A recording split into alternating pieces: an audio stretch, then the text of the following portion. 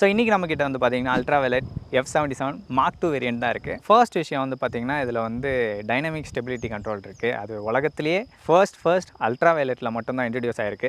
என்ன விஷயம் வந்து பார்த்திங்கன்னா உங்களுக்கு ஏபிஎஸ் வந்து ரியர் வீல் லாக் அப்பை குறைக்கும் ஹை பிரேக்கிங் அடிக்கும்போது. அதே மாதிரி வந்து பார்த்திங்கன்னா ஒரு எலக்ட்ரிக் மோட்டார் சைக்கிளில் ரீஜன் வந்து ரொம்ப ஹார்டாக வச்சுருக்கீங்க அப்படின்ற போது அதனால் ரியர் வீல் லாக் ஆகாமல் இருக்கணும். நீங்கள் சப்போஸ் பிரேக் பண்ணுறீங்கன்னா ஏபிஎஸும் லாக் ஆகாமல் ஒர்க் பண்ணுன்றதுக்காக டைனமிக் ஸ்டெபிலிட்டி கண்ட்ரோல்ன்ற பேரில் அல்ட்ரா வயலட் வந்து ஒரு புது டெக்னாலஜி இன்ட்ரடியூஸ் பண்ணியிருக்காங்க, பேட்டன்ட்டும் பண்ணியிருக்காங்க.